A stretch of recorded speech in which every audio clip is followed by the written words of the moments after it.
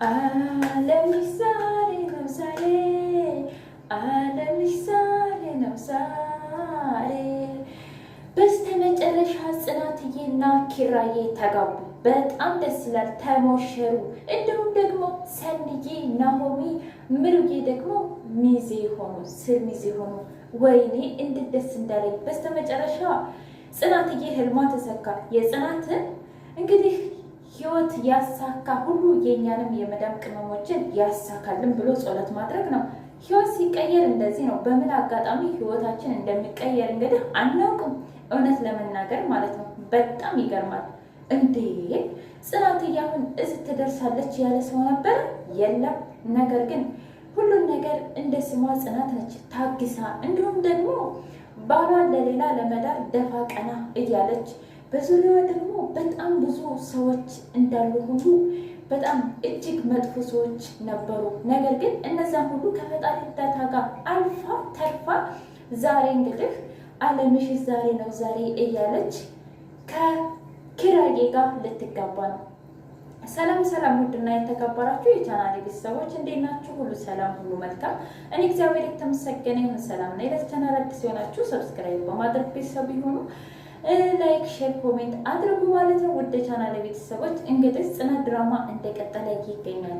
አባትየው በጣም ተጨንቆ እንዲሁም ደግሞ አስቦ ባለቤቱ ጋር ደውሎ ነበር። እንዴት ነሽ የኔ ባለቤት? ደህና ነኝ። እኔ የምልሽ ቆይ ለምንድን ነው ግን ለኪራ የማንነግረው ሲላት፣ እባክህ ባለቤቴ አሁን በፍጹም ሊሆን አይችልም። ምክንያቱም አሁን እኔ ለልጄ ምንም አይነት ነገር አልነግረውም። ከዛ ፋዘርየው ደግሞ በቃ ከዚህ በኋላ ጽናትና ኪራዬ እንደምንም ብለው መጋባት አለባቸው እያሉ በጣም እያሰቡ ነበረ።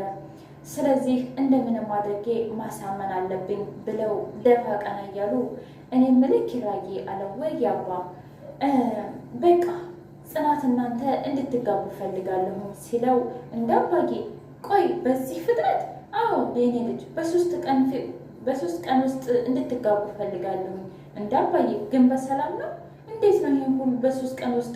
በዛ ላይ ደግሞ ጽናት እኮ ፋዘሯ እንደምትማር እንዲሁም ደግሞ በቃ ብቻ ይሄንን ኮታኮት ነገር አያውቅም። አይ በቃ እናንተ ከፈቀዳችሁልኝ እኔ እኮ ገጠር ሽማግሌ ልካለሁኝ ሲል በጣም ደነገጠ። እኔ ምልክ ለእናት ደስታ እንኳን ስትል ይሄን ነገር ማድረግ አትችልም እንዴ? ምን ማለት ነው አባዬ? አይ አንተ የማታውቀው ብዙ ነገር አለ እናት ሳትሞት ሲል ኪራ ደነገጠ። እንደ አባዬ ምን ማለት ፈልገህ ነው? በተደጋጋሚ ግን ሁሌ እንደዚህ አይነት ነገር ትናገራለን እና እኔ ግራ ገባኝ እኮ ማለት በቃ ሁሌ የደበቃችሁ ሚስጥር ያለ ሁሉ ይመስለኛል። እና እሱ ነገር ምንድን ነው ሲለው፣ በፍጹም ሊናገር እንኳ ፈቃደኛ አይደለም። አይ ልጄ ደግሞ በቃ ተው፣ ማግባቱን ካልፈለግ ተው ብሎ ተናዶ ወጣንቆ። ከዛ አምላኬ ሆይ ምን ይሻለኛል? እንዴት ነው ጽናትን በዚህ 2 ቀን 3 ቀን ውስጥ እንጋባ ምለው? በእርግጥ የምወዳትና የማፈቅራት ሴት ነች። ነገር ግን እንዴት አድርጌ አባቷን ደግሞ ይሄን ሁሉ ጉዳይ አያውቅም። አባቷስ አንድ ነገር ቢሆንብኝ ቢናደድብኝ እያለ በጣም ሀሳብ ውስጥ ገባ። ከዛ ጽናትዬ ኪችን ሄደችና በእርግጥ እኮ እኔ ከምንም በላይ እድለኛ ነኝ፣ ደግሞ የኪራን እናትን ማስደሰት እፈልጋለሁ፣ ግን ደግሞ አባዬስ እያለች በጣም ግራ ገባት። የኪራ ፋዘር ደግሞ የኔ ልጅ እንደምንም ብለሽ ለእናቱ ደስታ የግዴን ማድረግ አለብሽ እንዴ። ነገር ግን አባቴስ? አባዬ እኮ ምንም ነገር አያውቅም። ምን ችግር አለው? ሁሉንም ነገር መናገር ይሻላል። ምክንያቱም ዛሬ ዋሸሻቸው፣ ነገ ዋሸሻቸው፣ ውሸትን እየወለደ ይገኛል።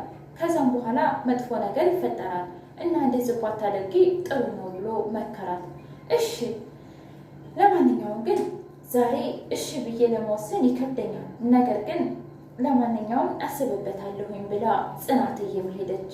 በሌላ በኩል እያሰበች ሰንዬ መጣች። እንዴ ምን ሆነሽ ነው ደግሞ ዛሬ?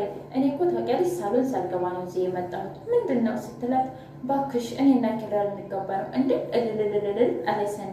ቆይ ምን እልልታ ነው? አንቺ ደግሞ የብዶች አለቃ ስትል፣ ቆይ እኔ እኮ ይህንን በጉጉት ስጠብቀው ነበር እና ምን ፈልገሽ ነው ስትላት፣ እንዴ ኧረ እንደዛ ማለት አይደለም ማለት በቃ አለ አይደል አባቴን ብዙ ነገር ደበቅኩት። ብቻ ብዙ ነገር እኮ ተፈጥሯል። ውይ አንቺ ደግሞ አበዛሽው። በቃ ያለፈው አልፏል። የሆነው ነገር ተፈጥሯል። ስለዚህ እንዴት እንደዚህ ታስቢያለሽ? ምን ማለት ነው? በቃ ሁሉንም ነገር ንገራቸው። ከዛም በኋላ ሁሉም ነገር ይስተካከላል። ደግሞም አባትሽ እኮ እጅግ መልካምና ጥሩ አባት ነው ያለሽ እያሉ ሲመክሯት፣ እሺ በቃ ደግሞ ምሩጌ ታማ ተኝታለች። ቆይ አታስጂ ብዬሻል ነበር እንዲህ እያለ ኪራዬ ፍቅር ይሰጣታል። ምን ላድርግ ብለህ ነው? ቤት ውስጥ እኮ ተቀምጬ ነው ናሆምዬ በጣም ይቅርታ ስትለው፣ ከዛም በኋላ አይ ጥሩ አላደረግሽም፣ እንደዚህ እንዳታደርግ ሁለተኛ፣ እኔ በቃ አንቺን አጥቼ መኖር አልፈልግም እያለ ናሆሜ በጣም ተመሰጠባት። ከዛ ሰንዬና ጽናትዬ መጡ። ልታገባ እኮ ነው እንዴ? ሙሽሪት ታዲያ መች ከቤት ትወጣለች? አረ በቃ ወደ ቤትሽ እንሂድ፣ እናንተ ደግሞ አካበዳችሁት። ቆይ አንቺ ልጅ ህይወት አጭር ናት ትይኛል ነበር። ስለዚህ ፍቅር ደግሞ አንዴ ካመለጠ ተመልሶ አይመጣም ትይኛል ነበር። ያኔ እኔን አሁን ምንም ባልኩበት ሰዓት ነገ ምን እንደሚፈጠር አታውቂም። ህይወትሽን ቀጥይ፣ አንዴ ካመለጠ ደግሞ ተመልሶ አይመለስም ብለሽ ነበረ።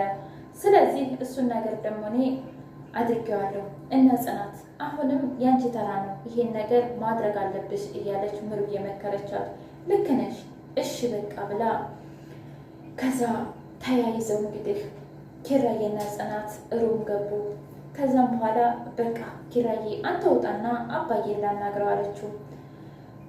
ከዛ ሳሎን እንግዲህ ኪራዬ ቂጡ ቀጠማ ይቆርጣል።